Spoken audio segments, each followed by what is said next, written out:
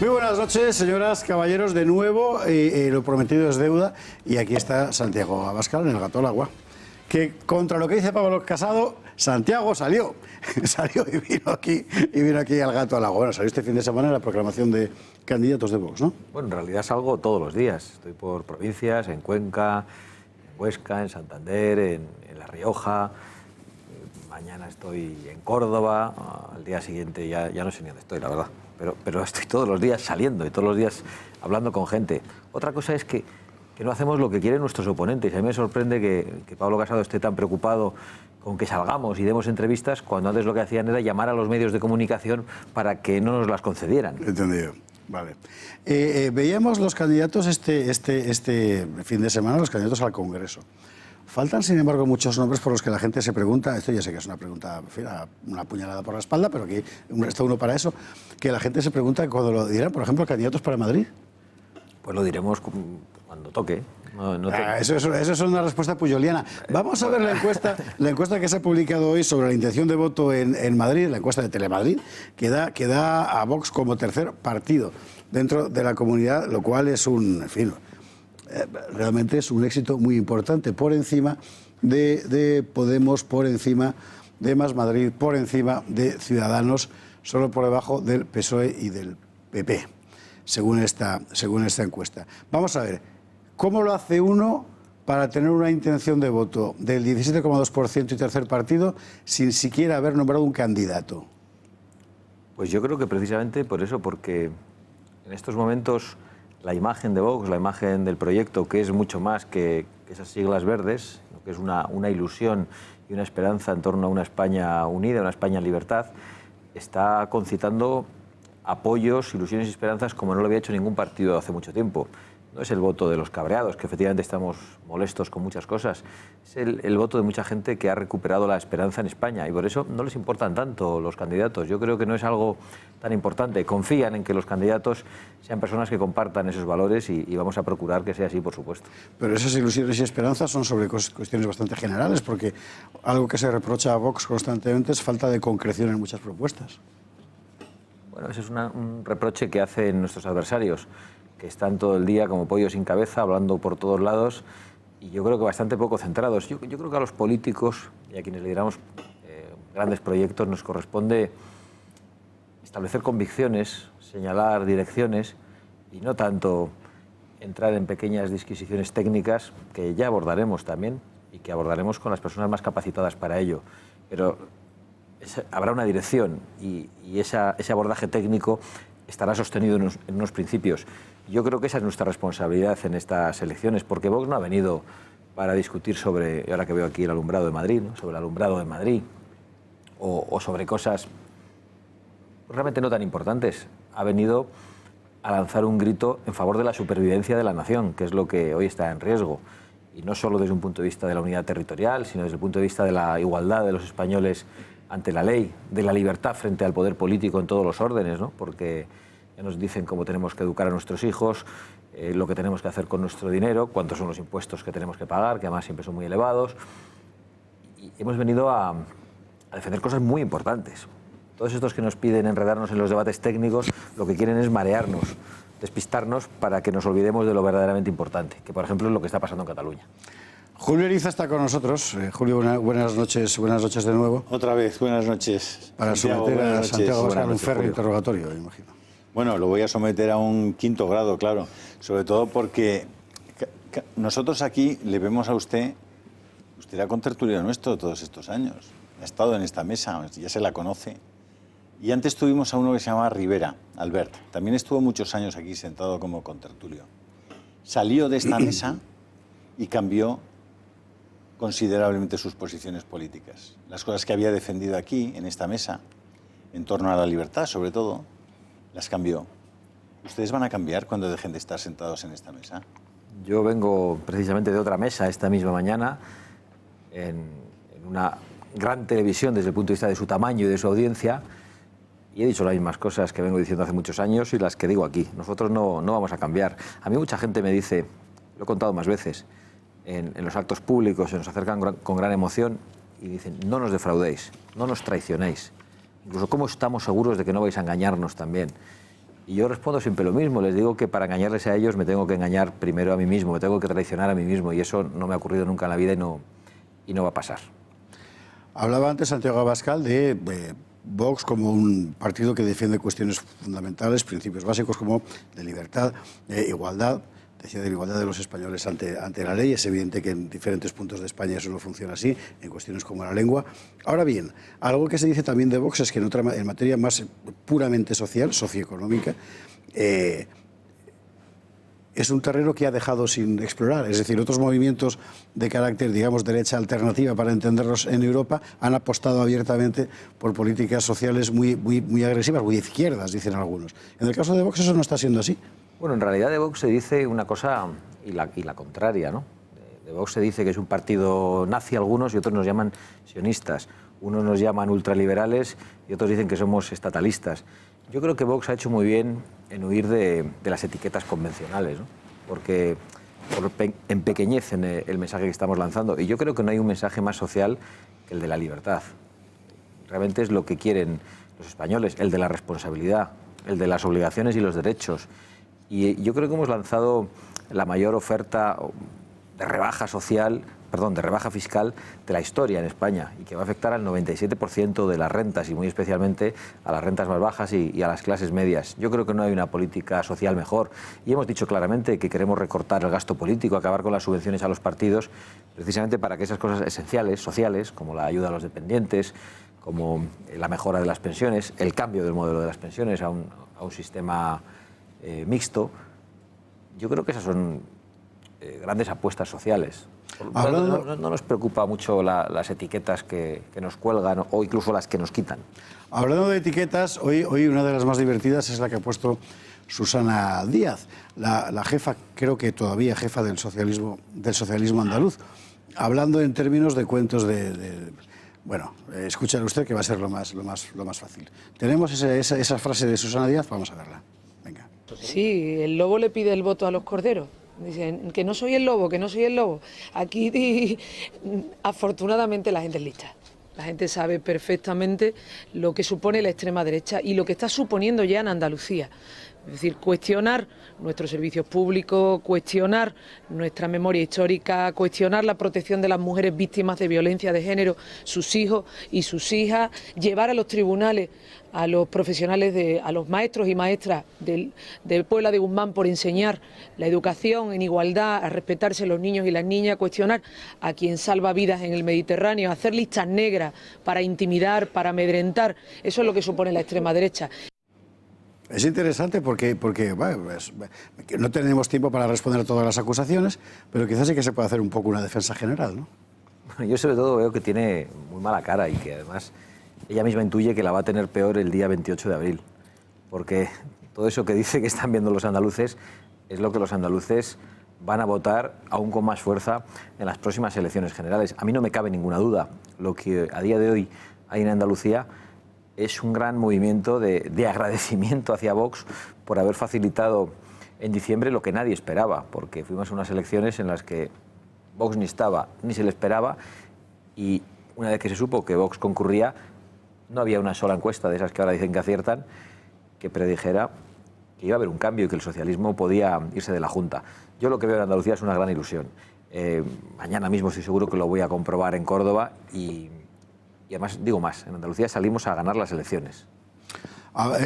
Dentro de estas reacciones tan ¿cómo decir?, radicalizadas respecto a Vox, hay una que ha llamado hoy particularmente la atención y que seguramente no se puede tomar a broma porque supone ir demasiado lejos. ¿Qué es lo que ha dicho la vicepresidenta del Gobierno, doña Carmen Calvo, vinculando la aparición de Vox con el exterminio de gitanos y judíos en los campos de concentración alemanes? Vamos a escuchar a la señora vicepresidenta. La extrema derecha galopa con mucha fuerza en Europa y en España ya la tenemos. Ha empezado por mi tierra, que es de las tierras más raciales, construida con las manos de la inmigración y de culturas. No podemos dejarnos llevar por los discursos de odio, los mismos que los discursos del pasado. ¿Os creéis que los alemanes se levantaron de un día para otro pensando que había que exterminar a los gitanos, a los judíos, a los homosexuales? No, eso fue cimentado poco a poco con esas prácticas de exclusión. ¿Es un poco exagerado? Yo creo que sobre todo denota una falta absoluta de escrúpulos y que precisamente toda esa sarta de tonterías y de acusaciones infundadas lo que está haciendo es incitar al odio contra los miembros de Vox, contra millones de españoles que sienten de una manera distinta a cómo nos quieren imponer los progres a través de esta dictadura de la corrección que lleva mucho tiempo oprimiéndonos, ¿no? Por suerte yo creo que esto ha dejado de tener efecto. Yo recorro España todos los días prácticamente, como os decía, y me emociono al encontrar los auditorios y las salas llenas, a pesar de la demonización del resto de los partidos políticos y de la demonización de la mayor parte de los medios de comunicación de España. ¿Cómo es posible que la gente, a pesar de lo que dicen de nosotros y se oye por todas partes, venga a escucharnos con esa ilusión y que cada vez exista una mayor intención de voto hacia Vox? Pues yo creo que tiene que ver con la pérdida de credibilidad de los medios de comunicación y de líderes políticos como Carmen Calvo, que no está a la altura absolutamente de nada. Sí, lo que pasa es que es enormemente peligroso lo que están haciendo con Vox y lo que están haciendo con los millones de personas que creen y defienden las mismas cosas que Vox. Es extraordinariamente peligroso lo que ha hecho Ada Colau en Barcelona, lo que ha hecho, y Carmen Calvo entra ya, raya muy de cerca los tipos penales, y desde luego el nivel de mentira en el que se mueve en algunos, por lo menos algunos partidos políticos en este país, es completamente inmoral y absolutamente intolerable. Es decir, yo creo que ha llegado el momento ya de que, desde el punto de vista de la justicia, se tomen las medidas para que no se ponga en riesgo la vida y la libertad de la gente solamente porque ellos quieren defender un puesto político, una posición política. Ellos están trabajando exclusivamente en términos de poder y no soportan que se abran debates políticos, que Vox, como lo está explicando Santiago Abascal, traiga sobre la mesa temas que ellos daban por amortizados y por cerrados. Eso para ellos es inaceptable, no pueden tolerarlo. No sé por qué... ¿Qué cree Vox que se puede hacer desde el punto de vista de la defensa de tantas personas que se pueden ver amenazadas y atacadas en sus libertades personales y en sus derechos por este tipo de acusaciones? Pues realmente creo que se puede hacer poco, pero se puede hacer algo urgentemente, y es ganar las elecciones el 28 de abril y darles una lección, rebajar esa soberbia que les caracteriza. Y nosotros políticamente lo que tenemos que hacer es mirar hacia adelante. Actuamos acudiendo a los tribunales cuando es necesario. Lo hemos hecho contra Susana Díaz porque dijo que justificábamos la violencia contra la mujer y amparábamos a maltratadores. Es decir, de nosotros se han dicho cosas terribles, pero un buen ejemplo de cómo nos lo tomamos es que yo he conocido estas declaraciones con vosotros aquí. Es decir, no ha habido un equipo de prensa de Vox que me dijera, fíjate lo que ha dicho Susana Díaz, lo que ha dicho Carmen Calvo. No lo digo como una crítica, yo creo que es sano mentalmente para nosotros. No estar pendientes de lo que todos los días desde los otros partidos políticos, desde los medios de comunicación, de las tertulias, lanzan sobre nosotros. ¿Por qué? Porque hemos venido a dar un mensaje de esperanza. Hemos venido a dar un mensaje de futuro para España. Y por lo tanto, si estamos todo el día pendientes de las cosas que dicen que nosotros, yo creo que caeríamos en esta batalla infecta en la que no se debate sobre nada verdaderamente importante. Por eso decíamos el otro día, creo, que frente a la fealdad del odio, frente a la mentira, nosotros apostábamos por el bien de los valores que nos habían enseñado nuestros padres, por la verdad y por la belleza de esos valores. Estas declaraciones de Carmen Calvo seguramente no las habrá escuchado usted, quizá las pueda leer. No las habrá escuchado porque la agencia que las ha recogido, que es Europa Press, las ha servido en texto. Hemos entrecomillado exactamente como Europa Press las ha servido, pero no hemos encontrado la fuente audio. La fuente audio y visual de ese mitin de Carmen Calvo ante un grupo de gitanos y gitanas. Bueno, seguramente porque no han tenido tiempo de cortar el conjunto de la intervención en audiovisual. En lo Tendremos a un gitano... ¿no? Pero, en fin, el jueves vendrá aquí el señor Losada, efectivamente, bien conocido por los... Yo me encuentro gitanos en todos los mítines de Vox y me encuentro gitanos, me encuentro mujeres, me encuentro homosexuales y me encuentro a personas que habían sido inmigrantes y que hoy son ciudadanos españoles que apoyan a Vox. Lo digo porque la gran manipulación empezó al día siguiente de la demostración de fuerza de Vox en Vistalegre.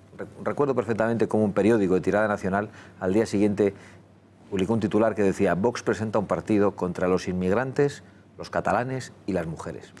Y se quedaron tan anchos. Es un titular literal de un periódico nacional. Ese efecto de demonización, que por otra parte ha sido bien conocido en Europa en estos últimos años con otras formaciones, se ha extendido y está tomando fuerza, evidentemente, en campaña electoral. En nuestra redacción han preparado un pequeño vídeo sobre, bueno, cómo ha funcionado esta, cómo decir, unanimidad o casi unanimidad mediática en torno a Vox. Vamos a verlo. Si echamos la vista atrás, vemos que han sido muchas las informaciones aparecidas sobre Vox.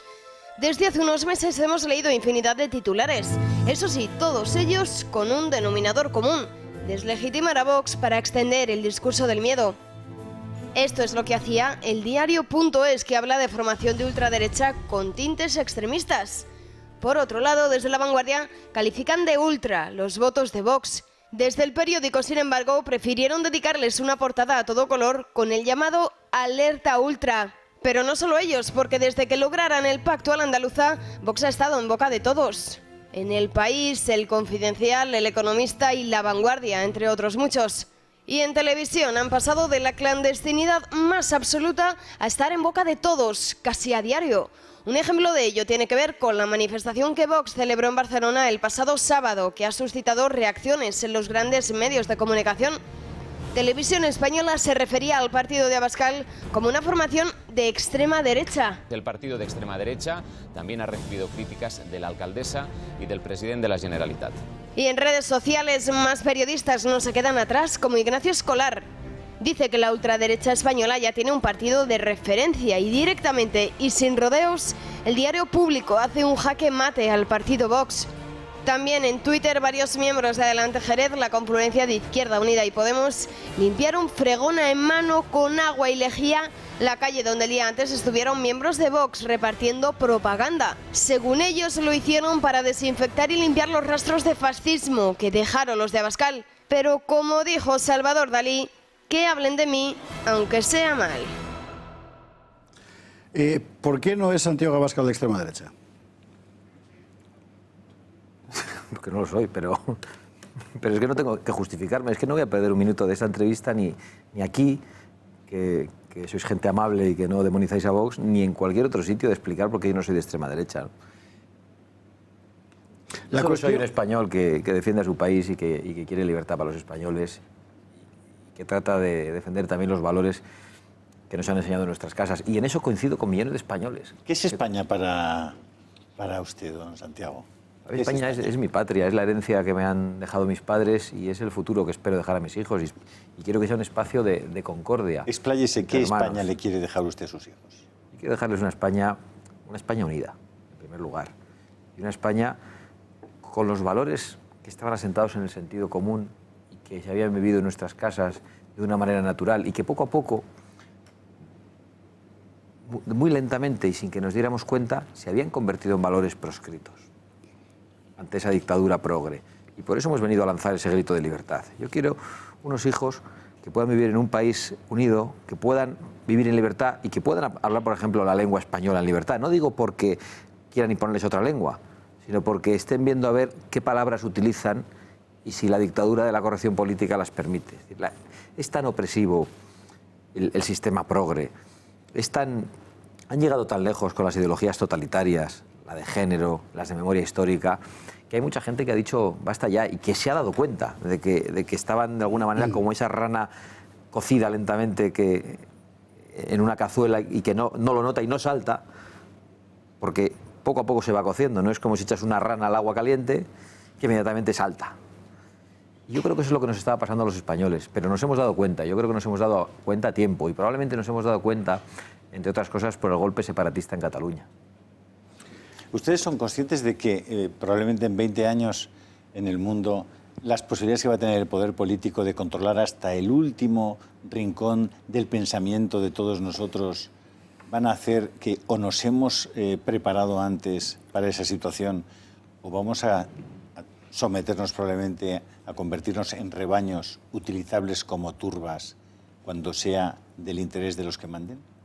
Sin ninguna duda. Yo creo que las nuevas tecnologías, el intento de acabar con el dinero físico, el intento de alejar las decisiones soberanas de las naciones, están detrás de todo eso. de dificultar de una manera extraordinaria cualquier tipo de reacción. El impulso de la inmigración masiva para que, como se han atrevido a decir algunos grandes CEOs de multinacionales, se puedan abaratar los salarios. Yo creo que estamos ante el intento de unos pocos de mandar mucho y que los demás no tengamos ningún resorte, ninguna capacidad de reacción.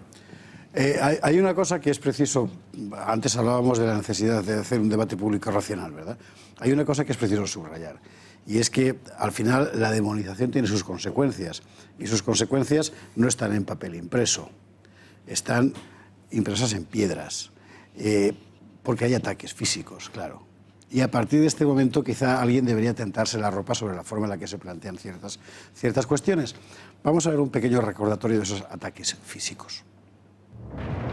La tensión crece por momentos y parece que cada vez se lo ponen más difícil a los de Santiago Abascal. Sin ir más lejos, el pasado fin de semana un grupo de manifestantes rodeaban la cubierta de Leganés, precisamente el lugar que eligieron los de Vox para presentar a los candidatos que irán en sus listas en las próximas elecciones generales del 28 de abril. Aunque también Vox ha sentido el desprecio y la intolerancia de la extrema izquierda y el separatismo más radical. Ocurría justo hace una semana en Barcelona. Los CDR, la CUP y los de Arran tenían planeado al dedillo el cinturón violento que formaron alrededor del acto de la formación de Abascal. Unas protestas que se saldaron con las víctimas de los que se encargaron de propagar el odio durante toda la mañana del sábado. Pero no solo el independentismo catalán ha puesto a Vox fuera de juego.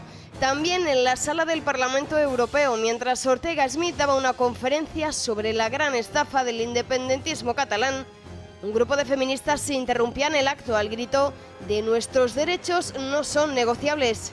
Y otro ejemplo más de este hostigamiento se ha producido en Vallecas. Es allí donde radicales de izquierda, coordinados a través de las redes sociales, han organizado hasta 3 escraches en las últimas semanas contra las mesas informativas que Vox ha instalado en la zona. A esto se suma el goteo constante de ataques a varias de sus sedes y el boicot promovido contra algunos de los locales donde el partido organiza sus actos. Sin embargo, los de Abascal han demostrado que todo esto, ni las peleas, ni los gritos, ni los insultos, tampoco los empujones y ni siquiera las amenazas van a conseguir pararles. Porque dicen, la España viva es mucho más fuerte que los traidores. Yo no querría que esta entrevista terminara, y Santiago Abascal tendrá que irse a dormir, imagino, sin hacer una serie de preguntas que se están haciendo el común de los mortales. ¿Es verdad que Vox quiere que vayamos con armas por la calle? No es verdad. Y además, yo creo que está detrás de un intento de caricaturizarnos, de demonizarnos como personas violentas, como personas peligrosas. Yo estaba viendo ahí la imagen de los encapuchados, de los tipos embozados, amenazando, agrediendo. Ayer mismo agredieron a unos militantes en San Adrià de Besós. Y además quiero decir que suelen ser unos pequeños grupos frente a una multitud de Vox, frente a grandes auditorios de Vox. Un grupito pequeño de 10, 15, 100 personas se junta contra nosotros. Y siempre se van ilesos. Siempre se van sin que les pase nada. Y yo creo que eso dice mucho, ¿no? Porque se ha tratado de convertir a los militantes de Vox en gente peligrosa y extremista. No lo son. Y además lo que son es gente muy valiente que no da un solo paso atrás. Yo estoy muy orgulloso. Y efectivamente, ya yendo a la pregunta que me decías, Vox lo único que ha hecho es apelar a la legítima defensa en el seno del hogar. Es decir, que cuando alguien es asaltado en su casa, no tiene que andar preguntando cuál es la intención del que ha entrado en su casa, no tiene que andar mirando qué tiene en las manos, si lleva un cuchillo, si lleva un arma. Y si tiene una posibilidad de defenderse, no solo tiene el derecho, es que tiene la obligación de defender a su familia. Algunos, y lo digo con pena porque cuando digo algunos me refiero, por ejemplo, a Albert Rivera y a Pablo Casado, han llegado a decir que nosotros lo que queríamos es que la gente llevara armas por las calles e incluso que Vox proponía tiroteos en los colegios. No han tenido ningún escrúpulo en sumarse a la demonización. Es decir, hoy está Vox contra todos, o mejor dicho, todos contra Vox.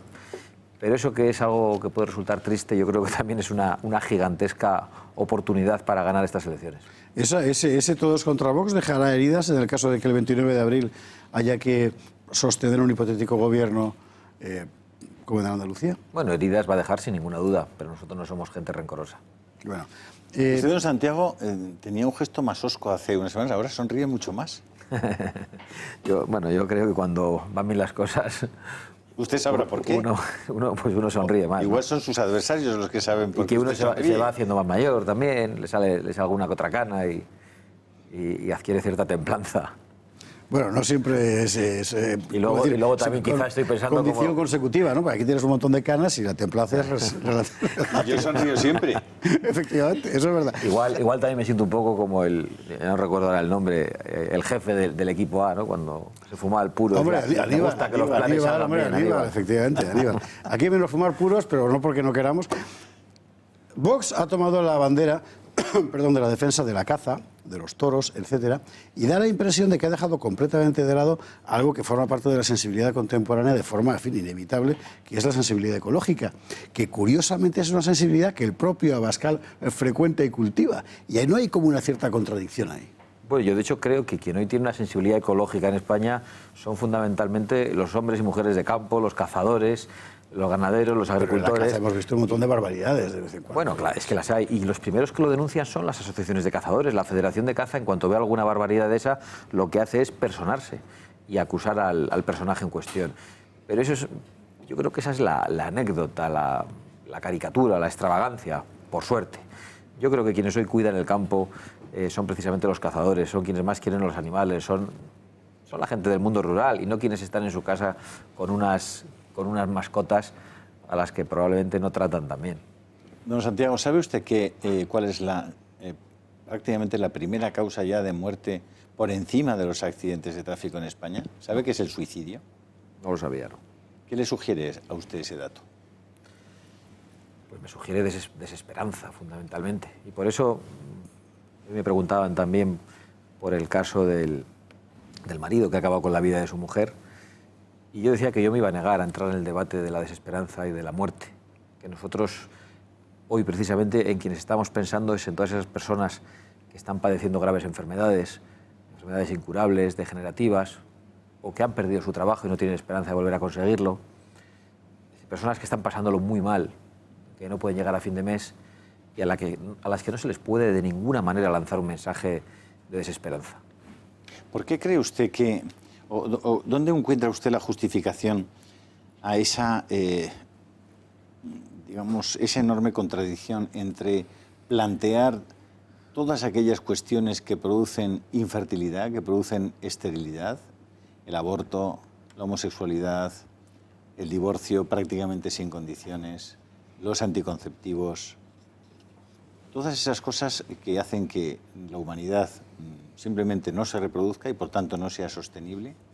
¿Cómo es posible y dónde está la razón para que la izquierda apueste por eso al mismo tiempo que denuncia la enorme carencia demográfica en España? Yo la verdad es que asisto con perplejidad a ello, pero no soy capaz de desentrañar los motivos. Realmente me cuesta entender, y yo en esta misma sala he llegado a debatir con una representante de un partido animalista a la que le pregunté su posición en relación con el aborto. Y dijo que eso no tenía nada que ver. Ya no tenemos nada más que hablar, ¿no?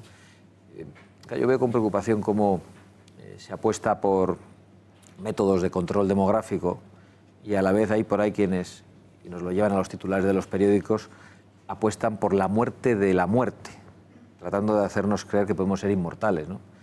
Si eso fuera posible tendríamos que acabar con los que van a llegar, porque no íbamos a caber todos. Entonces es un debate complejo, creo que es más para intelectuales que para políticos. No es un debate para intelectuales, aunque también debería serlo, por cierto, la cuestión de la inmigración. Y como sobre esto hay muchísima confusión deliberada, seguramente porque Vox no siempre se explica bien y desde luego porque el enemigo lo aprovecha para hacer cosas como lo que hemos visto antes en boca de Carmen Calvo, sí me gustaría conocer con claridad la posición de Vox sobre la inmigración. En general, sobre los inmigrantes ilegales, sobre los menores inmigrantes no acompañados, etcétera. Es decir, esto es muy complicado de gobernar y con un muro no se para.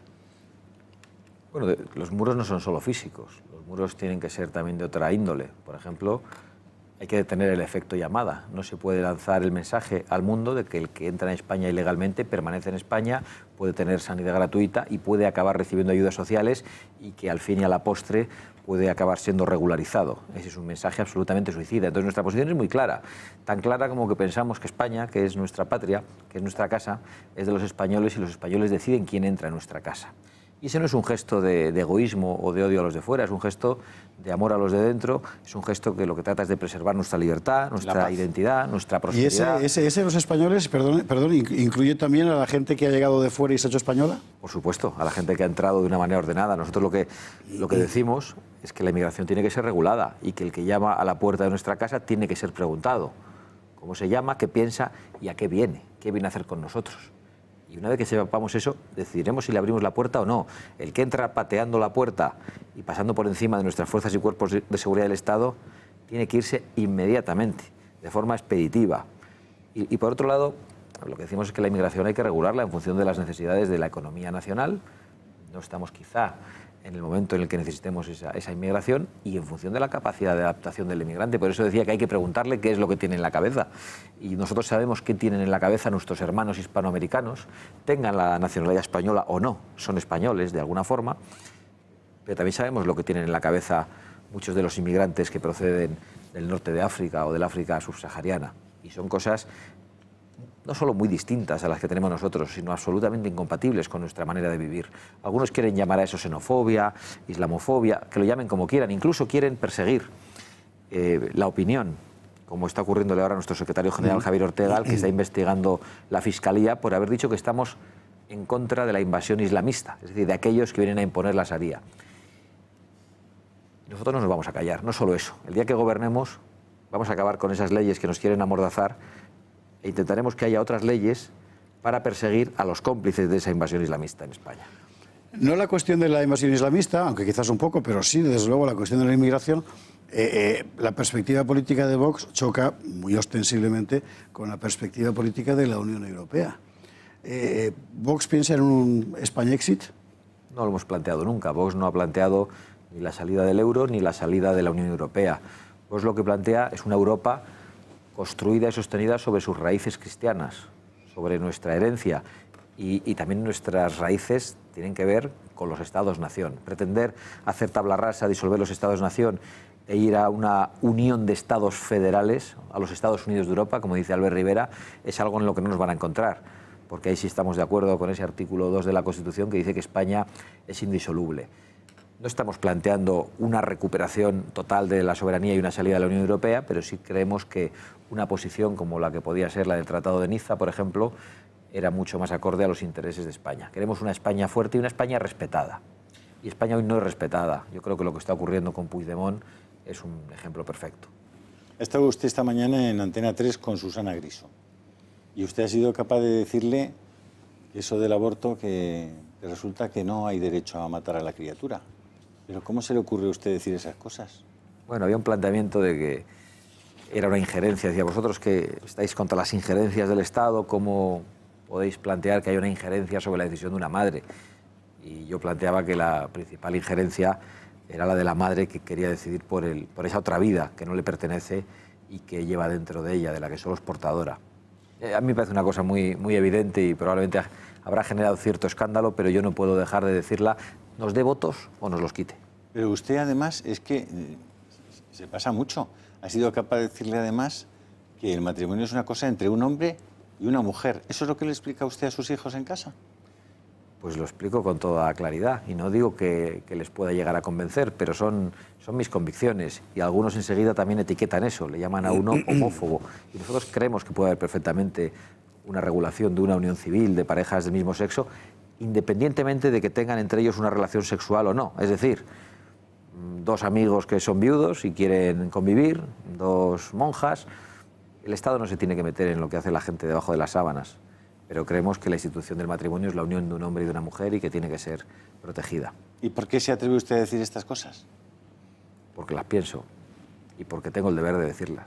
¿Sabe usted que alguna de estas cosas, probablemente si no se cambian las leyes de género que ha aprobado el Partido Popular y el Partido Socialista, y por qué no los partidos también independentistas, pueden llevar a alguien a la cárcel? No tengo ninguna duda de que ese es el camino que algunos quieren seguir.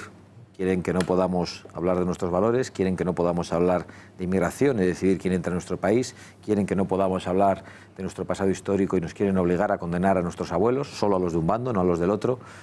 Y yo creo que ese camino liberticida y totalitario, por mucho que se disfrace de democracia, es un camino que millones de españoles no están dispuestos a recorrer, porque hay media España que no se resigna a morir. Entonces, ¿será usted crítico con lo que han hecho en Murcia, lo que acaban de hacer en Murcia, y es ponerse de acuerdo todos los partidos, PP, Ciudadanos, PSOE y Podemos, para incorporar al nuevo Estatuto de Murcia la Ley de Memoria Histórica y las leyes de género? Curiosamente, 2 días antes de que Pablo Casado vaya a Barcelona a volver a decir mintiendo que derogará la Ley de Memoria Histórica, la ley que, a pesar de pactarlo con Vox, no ha sido capaz de derogar en Andalucía y a la que además van a dotar presupuestariamente.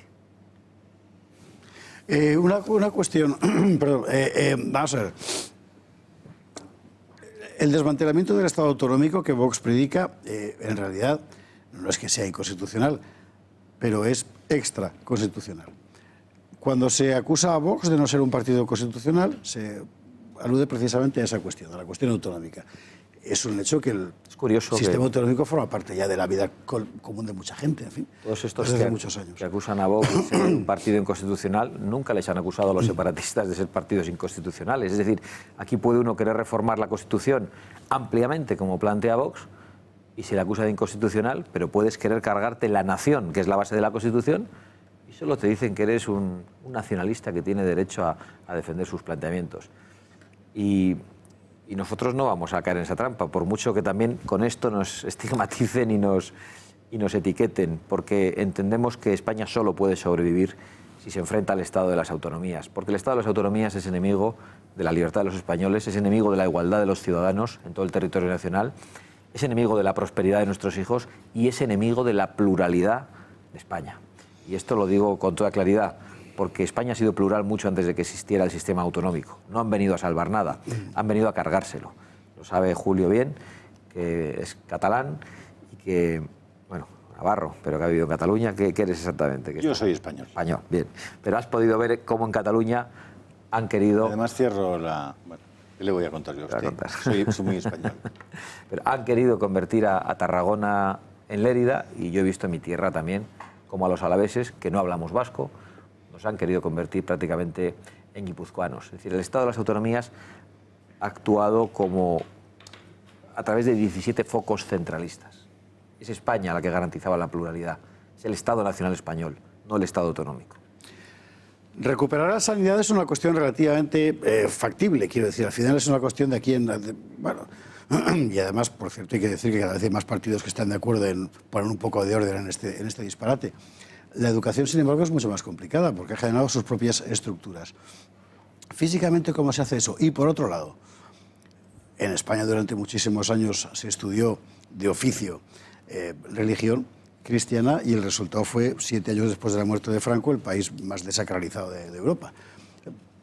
La educación también tiene sus límites, quiero decir, ¿no? Es decir, es una competencia que sin duda es importante, por supuesto que sí, pero si no existe un discurso de cohesión nacional cívica, en fin, desde el poder, sirve de bien poco. Estoy plenamente de acuerdo. La educación por sí sola no vale. Incluso hemos podido comprobar cómo, a pesar de la inmersión totalitaria y educativa en Cataluña, no todos son separatistas. En mi propia tierra, a pesar de que la idea de España desaparecía de los libros de texto, no todos somos separatistas, porque por fortuna una cosa es la educación reglada y otra cosa la educación que recibimos en nuestras casas, en nuestros grupos de amigos, y yo creo que eso es esencial. Pero es verdad que para que exista una operación de Estado de largo alcance, sostenida en el tiempo y a lo largo de varias generaciones, es indispensable que se recupere la educación, pero no solo con la recuperación de la educación basta. Cuando todo un Estado y una sociedad se pone en línea, es capaz de hacer cosas que parecían imposibles. En España lo vivimos, por ejemplo, con la ilegalización de las fuerzas políticas proetarras. Era algo que estaba absolutamente fuera de la agenda política de la noche a la mañana. La sociedad, el Estado, un gobierno se pusieron en línea y lo hicieron posible, incluso a pesar de que el Partido Socialista estaba en contra. Y el liderazgo de un gobierno en aquel momento obligó al Partido Socialista a sumarse a regañadientes a esa reforma de la ley de partidos que traía algo que parecía impensable. Y digo esto porque creo que el liderazgo político es esencial. Yo sé que a este respecto, Julio Riza quería preguntar una cosa, pero a este respecto yo querría agotar un poco la cuestión. Siga usted, porque siga.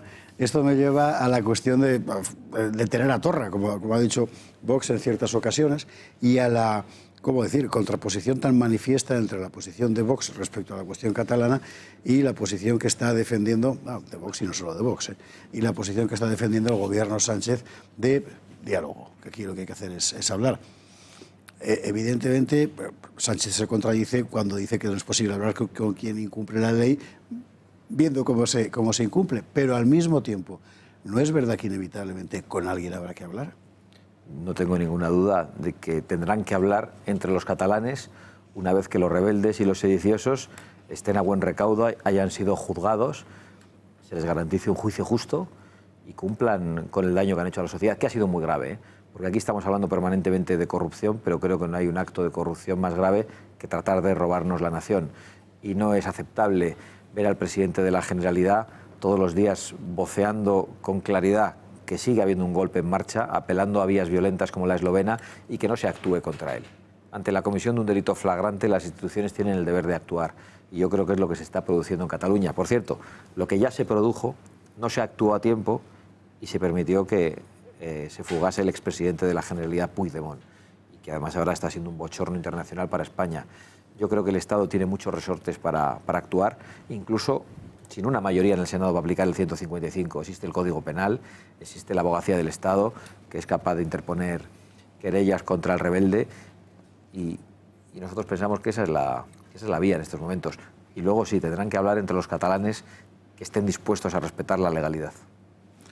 Si es grave que les digan a ustedes las cosas que les dicen en torno a lo de fascista, homófobo, racista y todas esas cosas que pueden poner en riesgo la integridad física muchas veces de personas concretas, es decir, que no se trata de apelaciones en abstracto, sino que luego en un pequeño pueblo a alguien le parten la cara y mira, mala suerte, y procede de apelaciones como la que ha hecho hoy Carmen Calvo, lo que hacía Ada Colau el otro día, ¿no? Pero tan grave como eso, aunque no ponga en riesgo la integridad, pero desde luego tan profundamente inmoral, es decirles a ustedes que pueden poner en riesgo el sistema de pensiones. Usted sabe que para una persona mayor la posibilidad de que esos 600, 700, 500 euros que cobran cada mes se les puedan reducir o incluso los puedan perder es algo que traumatiza sus vidas, que les puede prácticamente dejar inmóviles. Es decir, cuando les dicen estas cosas, ¿usted qué piensa? Sobre el tema de las pensiones, ¿son negociables para ustedes? Pero ¿nos han acusado de eso también? También. Como ves, estoy viendo todas las acusaciones que nos lanzan en el plató en directo, ¿no? Pues precisamente Vox busca lo contrario. Vox busca salvaguardar las pensiones, los derechos adquiridos por millones de españoles a través de su trabajo. Y además buscamos que puedan recibir esas pensiones sin tener que pagar un IRPF por las mismas, porque entendemos que es injusto. Realmente estamos diciendo lo que nadie se atreve a decir, y es que con el actual modelo las pensiones son insostenibles para las próximas generaciones y que los españoles tenemos que elegir entre pensiones y autonomías. Quien hoy está diciéndoles a ustedes este tema de las pensiones ha endeudado a España en 1.100.000 millones de euros, que es más de lo que produce el país todo un año. Es decir, que ha conseguido que la capacidad de devolución de nuestra deuda sea cada vez menor y que los españoles uno a uno tengamos unas deudas gigantescas e impagables prácticamente. Para poder hacer eso, además, han roto la hucha de las pensiones y el dinero que estaba ahí dentro, que se estaba guardando para pagárselo a nuestros jubilados, a nuestras personas mayores, ya no está. Y ahora vienen a decirles a ustedes que son ustedes los que ponen en riesgo la hucha. Yo quería hacerle... ¿Cuál es el argumento exactamente? Porque... Bueno, el argumento es que van ustedes a recortar los impuestos, pues ya no habrá dinero para pagar las pensiones. En vez de decir, vamos a ver, dejen ustedes de hablarnos de sanidad pública y sanidad privada y háblenos de sanidad estatal y sanidad social, porque toda sanidad es social. Otra cosa es quien la gestione. Y no me hable usted de público, hábleme usted de estatal. Cuando me hable usted de educación pública, no me mienta, hábleme usted de educación estatal, es decir, gestionada por gestores estatales, porque el resto de la educación es pública, la gestione quien la gestione. Es decir, aunque esté financiada con fondos que son de todos, que no son estatales, esos sí que son públicos. Entonces, yo creo que poder explicarles y que ustedes les puedan explicar a la gente que hay muchas cosas en las que recortar para poder sustanciar, para poder hacer sostenible el sistema, para hacer que la gente tenga más dinero en sus bolsillos. Eso probablemente también es un discurso muy nuevo por su parte. Bueno, y de hecho lo hemos intentado, pero no ahora, lo llevamos intentando hace varios años. transmitiendo la importancia de que a los españoles se les devuelva el fruto de su esfuerzo, para que lo empleen como legítimamente quieran hacerlo. Y hemos dicho también dónde había que recortar, lo hemos dicho con toda claridad. Pero es verdad que ante la propaganda se puede hacer poco. Nosotros creo que vamos a tener un resultado electoral extraordinario. No quiero ni pensar el que tendríamos sin la demonización, sin las mentiras que se lanzan sobre nosotros. Pero creo que, a pesar de lo que se dice, estamos consiguiendo que nos oigan muchos millones de personas. Ahora veía los datos del seguimiento en YouTube de los mítines de este fin de semana y habían seguido a Vox 3 veces más que al resto de todos los partidos juntos. Creo que tenemos esos datos, ¿verdad, Juanma Pérez Noya, por favor? Es decir, que desde Control, ahí están esos datos por muchas a los mentiras, que se refería Santiago Abascal y que antes hemos contado. No están actualizados. Esos no están actualizados, efectivamente. Porque estamos en 130.000 por lo menos. Exactamente. A las 12 del mediodía de hoy... Sí, pero Juanma, dime. Estos son los espectadores de los últimos 5 actos. No es el espectadores en YouTube, digamos. No. Espectador directo. Exactamente, ahí es en los últimos 5 actos, no de los de este fin de semana, cuando se producía un fenómeno muy singular, que es que, Podemos tenía 8.000 en aquel momento de espectadores y los de Vox eran 160.000. 160.000 ya lo han visto, pero no solo eso, es que espectadores en Internet, pero los espectadores reales, físicos, en los actos también. Última pregunta, Julio Ariza.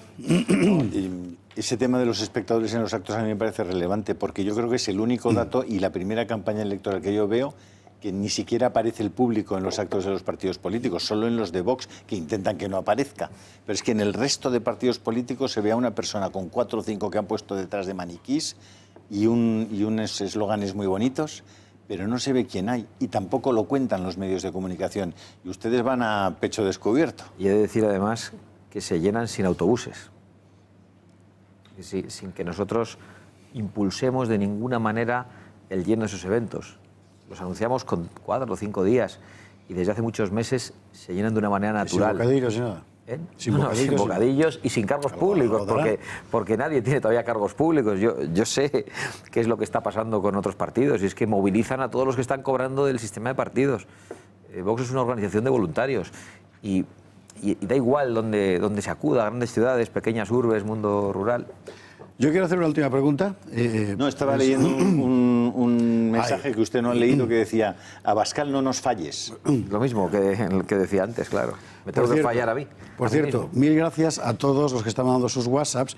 Me comunican de Control que no va a dar tiempo material a sacarlos todos, porque hay un auténtico colapso de WhatsApp en nuestro número.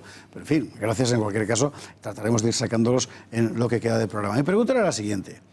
¿Qué garantía puede tener un español convencional que hace unos años votó a Ciudadanos, antes al PP, incluso a Felipe González, qué sé yo, de que votando a Vox no va a cargarse el sistema democrático y las libertades públicas? Es que no entiendo por qué se lo iba a cargar votando a Vox. Porque todo el mundo lo dice. Pues yo creo que la garantía es que, precisamente como los otros siempre dicen mentiras, pues que esa es una más, esa es la principal garantía. No me deja que le pregunte sobre los medios de comunicación a don Santiago. Pues si él quiere contestar. Si él quiere contestar. Usted sabe que el Partido Popular dio unas últimas licencias de televisión en su última etapa y concretamente le dio al empresario Blas Herrero, que ha organizado con unos americanos una televisión para dar programas americanos. Otras se la entregaron al grupo Sequoia, que es un grupo que está cercano a Antena 3 y que le ha entregado la producción de los programas al señor Roures.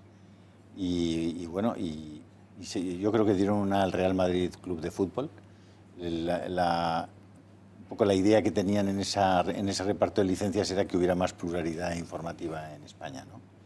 ¿Usted cree que el duopolio televisivo Antena 3, Telecinco está garantizando la pluralidad de las televisiones en España? ¿Cree usted que ese sistema debe permanecer inalterado?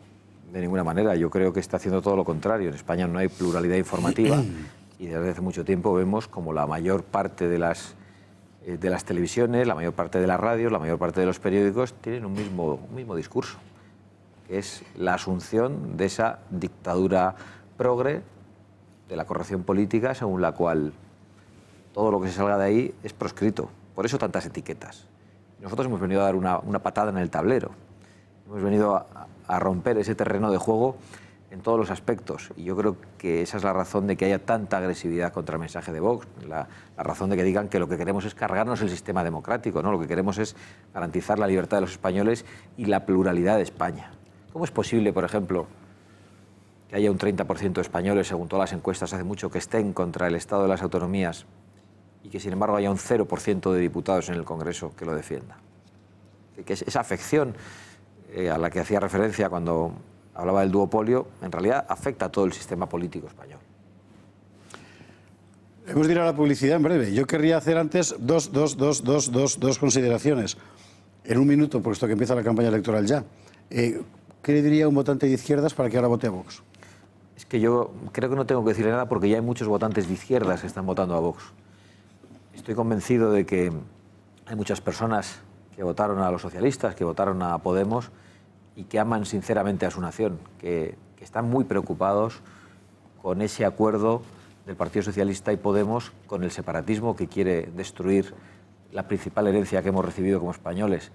Y estoy convencido que muchos de esos españoles ya nos están votando. Y le diría que nosotros queremos defender precisamente a las personas más débiles en España, aquellos a los que antes decían que querían defender los socialistas, que ya no tienen nada de español y nada de obrero. Y creo que, por suerte, todos esos trabajadores españoles están en estos momentos depositando sus esperanzas fundamentalmente en Vox, mucho antes que en todos esos partidos de izquierda, que son votados, yo creo, ya, por un lado, por gente muy ideologizada y presa del marxismo cultural, y por otro lado, por generaciones de gente mayor, en algunos casos, que es difícil que cambien el voto. Y ¿me permites, José Javier? No, creo que no, porque hemos de ir a la publicidad, porque si no me van a cortar las orejas. A la vuelta. Queda pendiente que Santiago Abascal conteste a dos preguntas. La que va a hacer Julio Ariza, que yo no sé cuál es, y la mía, que estaba pendiente, porque hemos visto lo que le diría un votante de izquierdas. Querría saber también qué le va a decir un votante de derechas, porque no cree usted que está la cosa ahí nada clara. Un instante para la pública y volvemos de inmediato. Está harto de pagar abusivamente por sus seguros. Además, siempre escucha negativas, problemas y no le cubren los siniestros. Desde el Departamento de Seguros de Intereconomía le ponemos solución. Como sus aliados, le ofrecemos los mejores precios de todas las compañías líderes del mercado, asesoramiento gratuito y comparativo entre todas ellas. Y lo más importante, tramitamos todos sus siniestros para que no tenga que pelear con las compañías de seguros llamando un 902. Nosotros lo hacemos por usted. Llame al 91 032 6947 y le informaremos sin compromiso. Intereconomía, su aliado de confianza.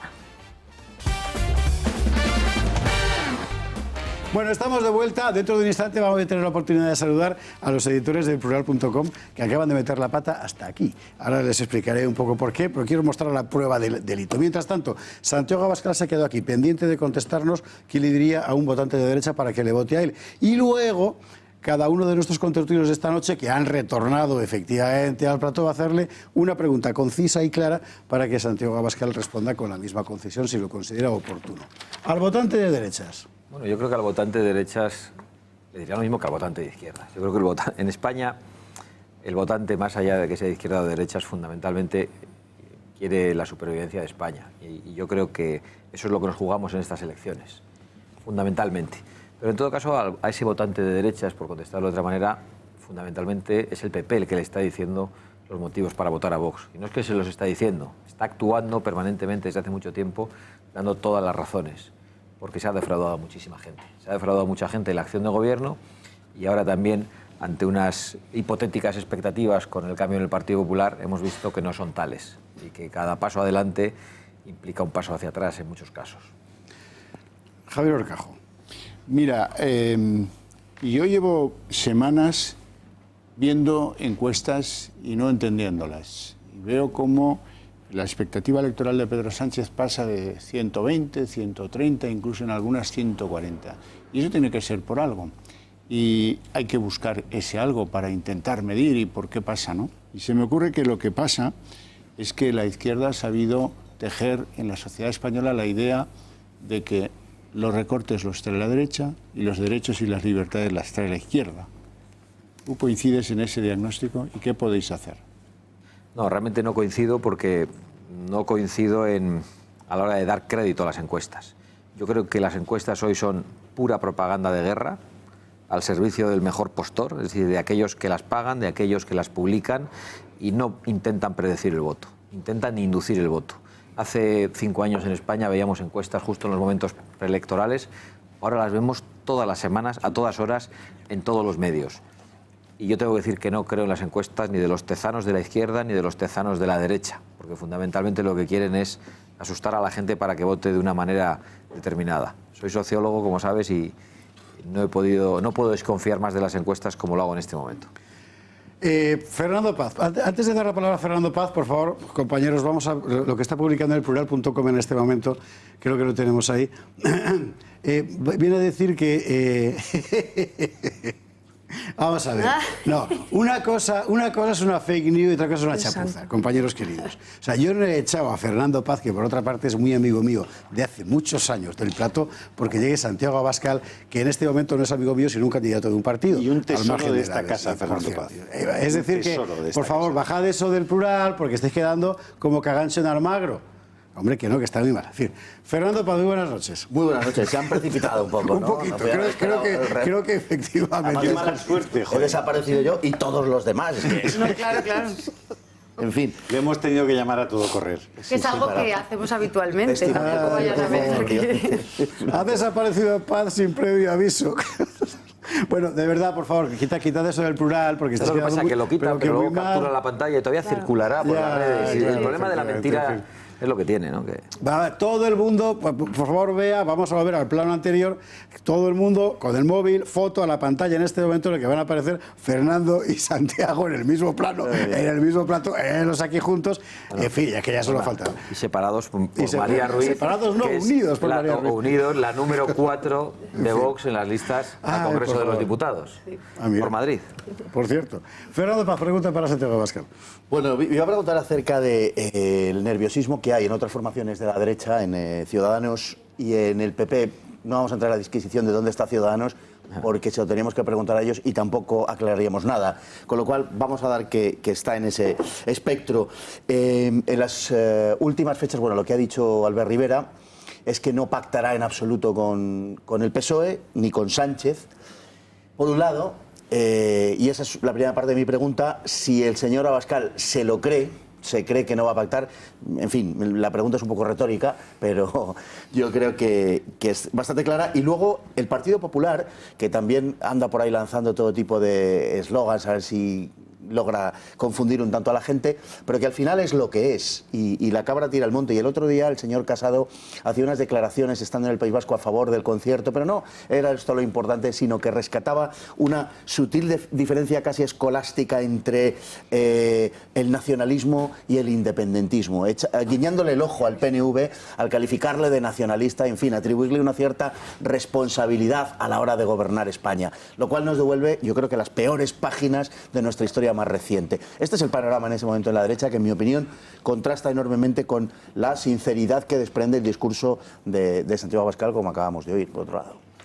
Pues yo creo, Fernando, que lo que diga el botones de Macron hoy es distinto de lo que puede decir dentro de unos días. Hemos visto que va cambiando de posición en función de las encuestas, en función de quién le da las órdenes internacionales, si es de Clanganley o si es Macron, y en función de cómo sopla el viento, con lo cual podemos esperar cualquier cosa. Yo creo que lo más adecuado para que actúe de una manera patriótica es que se quede muy atrás en el resultado electoral y que esa soberbia que está demostrando en los últimos tiempos pues le haga reflexionar, ¿no?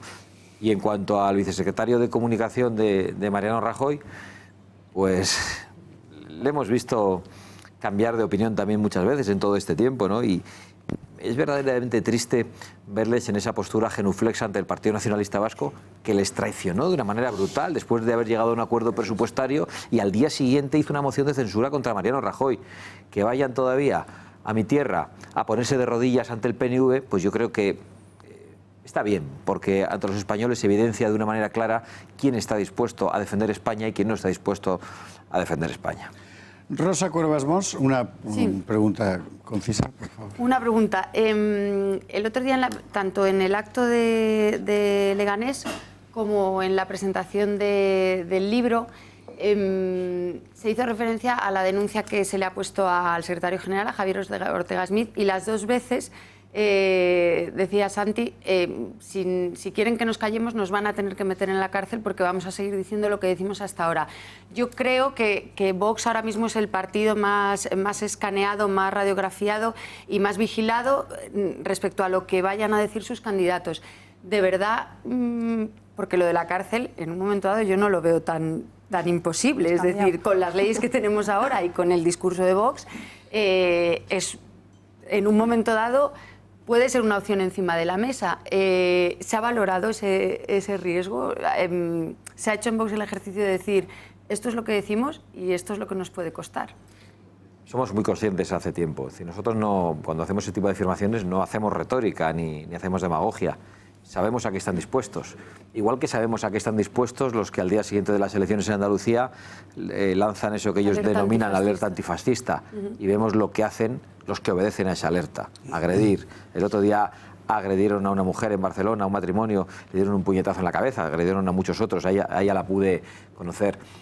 Pero nosotros no podemos actuar con miedo, no podemos defraudar a tanta gente que nos viene a ver. El otro día en Leganés había, por cierto, una chica a la que mando un saludo, Victoria del Mar, y a su madre Conchi, es decir, gente que acuden con una tremenda Además ilusión. Están viendo el gato seguro, porque con dificultades. Estamos representando a gente que lucha todos los días y nosotros no tenemos derecho a no hacerlo o a calcular en función de nuestros intereses personales. María Ruiz, yo no sabía que ibas de número 4, debo decir, porque estaba firme. Si no habrías puesto a 2 en el plató. No, sí, claro, esto está plagado. No sé si dejar de preguntar, pero bueno, seguro que haces una pregunta acerada y crítica. Bueno, a ver, yo voy a hacer una pregunta. Como somos un partido fascista, racista, xenófobo y además somos un partido machista, quería preguntarle a Santiago cuál ha sido, ¿no?, el papel de las mujeres y cuál es el papel de las mujeres en Vox. Pues yo lo que te digo es que esa afirmación que has hecho la van a cortar y la van a emitir en la Sexta. Que me ocurrió no hace mucho, que dije una broma en un mitin y dije, es broma, que luego lo pusieron sin decir que era broma. No tiene ningún escrúpulo. Pues el papel de las mujeres en Vox es el papel que las mujeres quieran tener, como tú sabes. Y es verdad que las mujeres se involucran menos en la vida política que los hombres y es algo que intentamos corregir y estas cosas probablemente dirían los asesores de comunicación que no las digamos, pero es la realidad.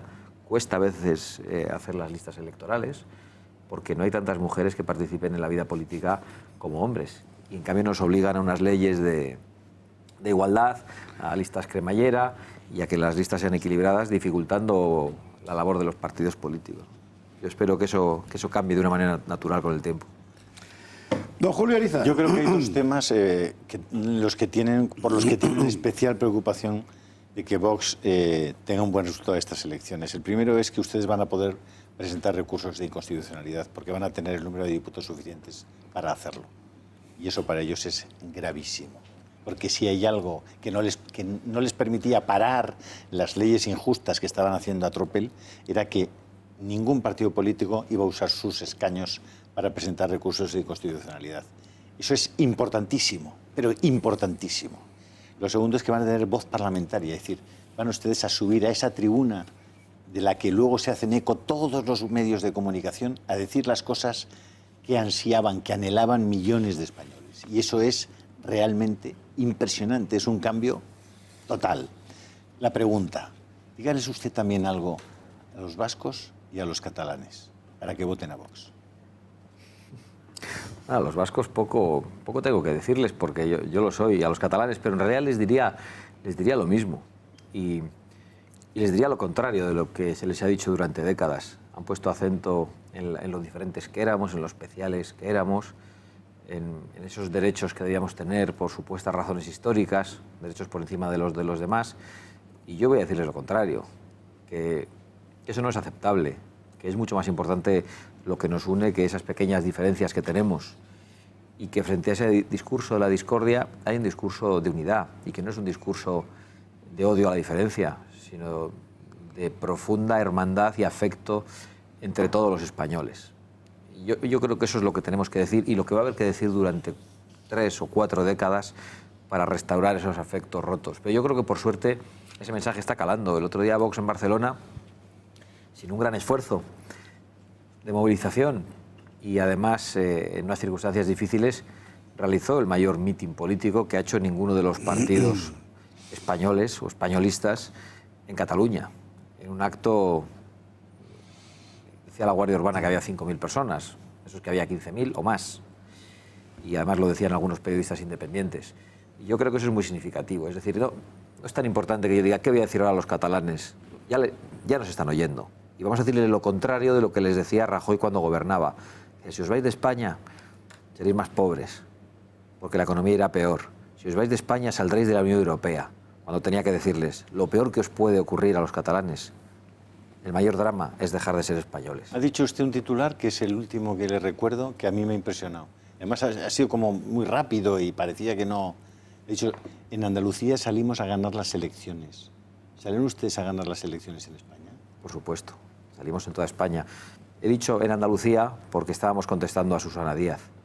Pero nosotros no salimos a ser la muleta de otros o a tener una pequeña representación. Salimos con toda la ambición. Pero con toda la ambición, no de un partido, no una ambición política, de una serie de cargos públicos, de diputados, con toda la ambición para España. Y creemos que hoy somos quienes mejor salvaguardamos los intereses de España, el bien común y la libertad de los españoles. Y hasta el final, esta disputa electoral está absolutamente abierta y nosotros no vamos a conformarnos con una pequeña representación o con un pequeño resultado.